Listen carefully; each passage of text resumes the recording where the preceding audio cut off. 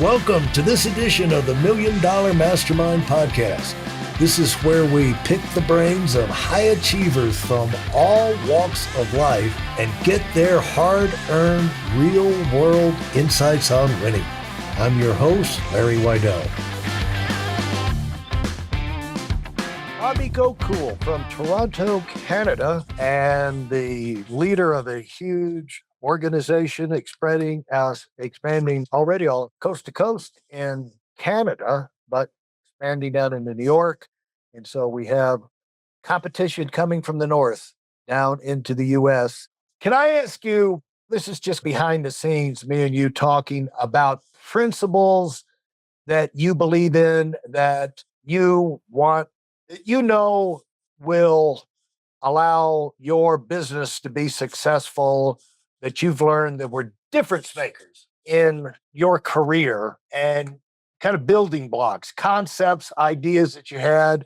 And it could be wrong ideas that you had or that someone told you, because we've all got bad advice along the way. But things you've learned to be true, maybe some things you've learned not to be true, but some concepts that have given you encouragement. Like for me, in my life, early on, I heard mediocre people are a dime a dozen, but great people are priceless. And they're great ideas everywhere, but it's the people who implement those ideas.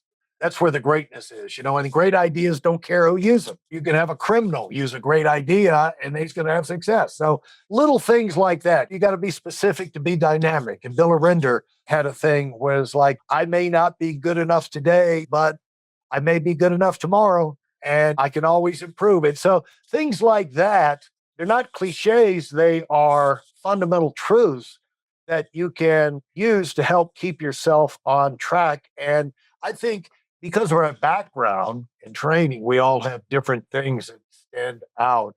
And so what are some of those things for you?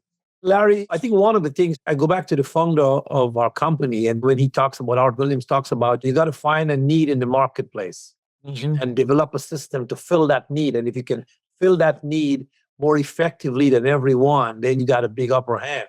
So when I looked at our business, when I'm in today, I said, you know what? There's nobody out there really can do what we do this profitably, make money and deliver great value. I got excited about that. But one of my underlying things has always been the price relationship. Because over the years, I sit with people and they talk about, I'd like to become a millionaire. I'd like to make $1 million. I'd like to become a millionaire. I like to do all of this. And then I said, that is great, but what price are you willing to pay? Because if you want to have different accomplishments from what you are currently on track to have or you're experiencing, you've got to make some changes, which means you got to adapt and learn some new things. And you got to shed some things, right? What price are you willing to pay? And a lot of times I find people, they like the price, but they're unhappy with the price. So even in general marketing, that's why companies always have things on sale. And I say, success is never on sale. I said, That's another thing that I have really sort of bought into, that, you know what, it's not on sale. One of the other things that I bought in, which I learned from you and a lot of the leaders earlier, is that even if your income grows and you don't grow personally, your income will not sustain itself.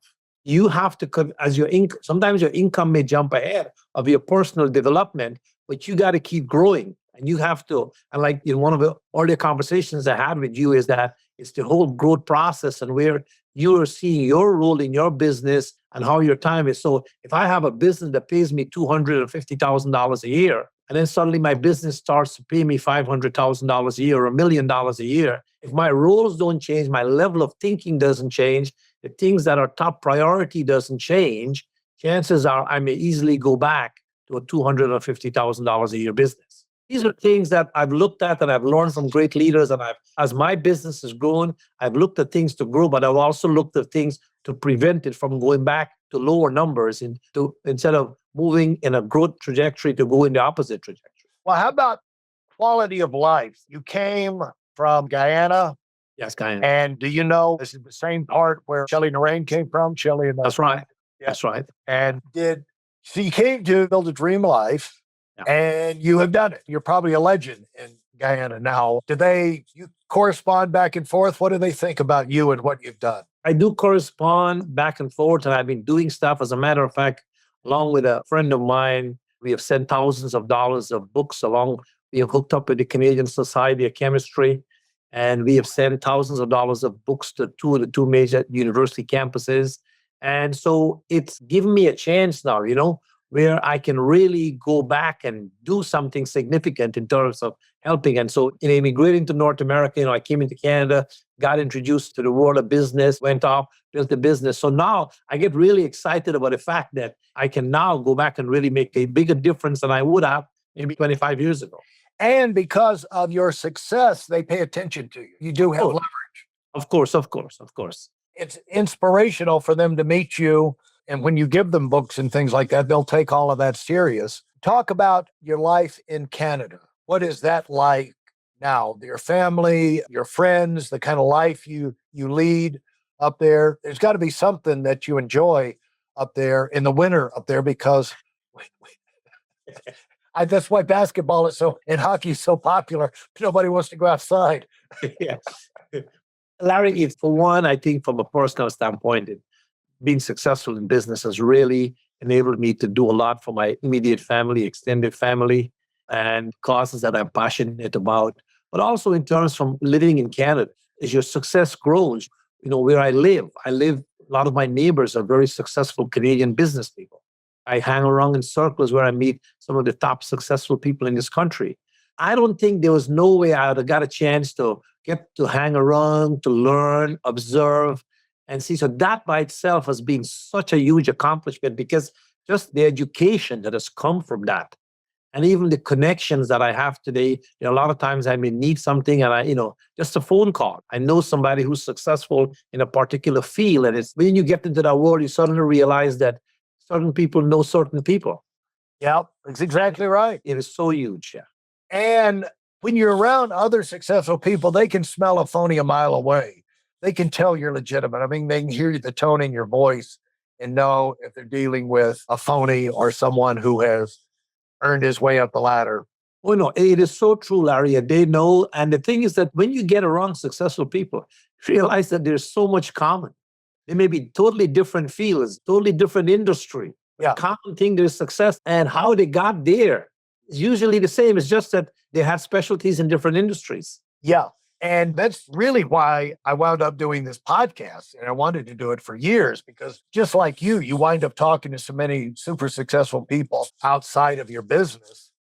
And the commonality of thought and approach, the winner's approach, the serial winner's approach, meaning the person who goes through life still has all the bad things happen everyone else has happened, but somehow can dodge, can weave, can take a punch and come back and stay on track and still get things done, not just in one area, but in all areas of their life. It's learning how to play the game of life successfully. And it's complex in how it plays out, but it's like human beings, there's commonality.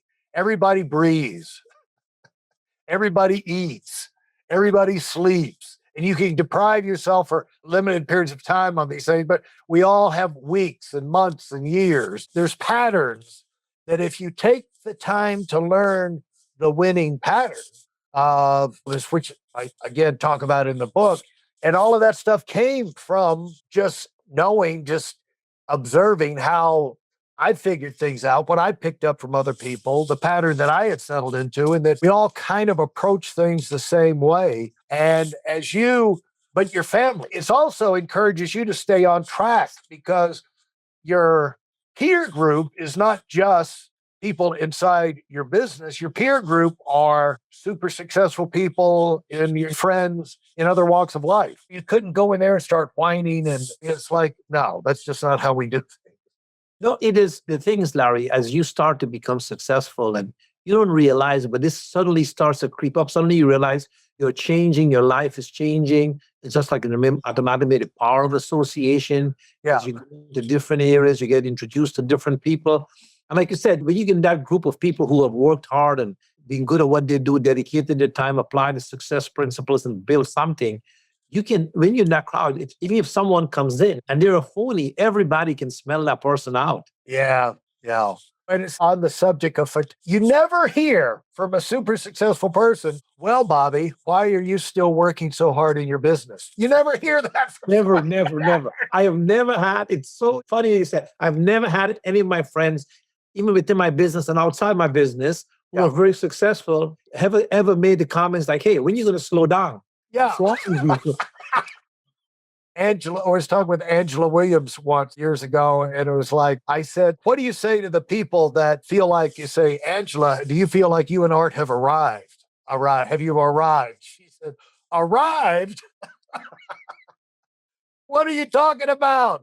That's the kind of people who say, well, I have nothing left to prove. It's, or like you've got nothing.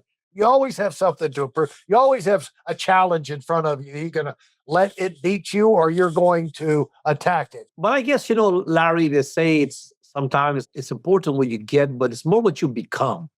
There you go. I think as you accomplish things, success, but then you become different. Like you say, people ask me sometimes, retire from what? I mean, I love what I do. Probably my dream is I keep being involved, actively engaged. But I think, as you said in one of your earlier conversations, your role changes. So you can and I tell people sometimes as you accumulate success and wealth, you find a way to buy back your time. Exactly. Yeah.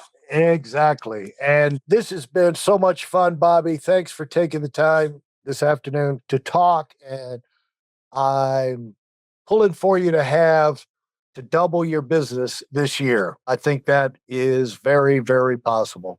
That's very possible, Larry. And we are working hard on it. And I'm very confident we'll get it done. And it's a real honor. I'm really excited that I get to spend some time with you. Oh, thank you. Inspired and learn so much from you. And to have this conversation with you, it's priceless. Oh, I feel the same way. Thanks so much, Bobby.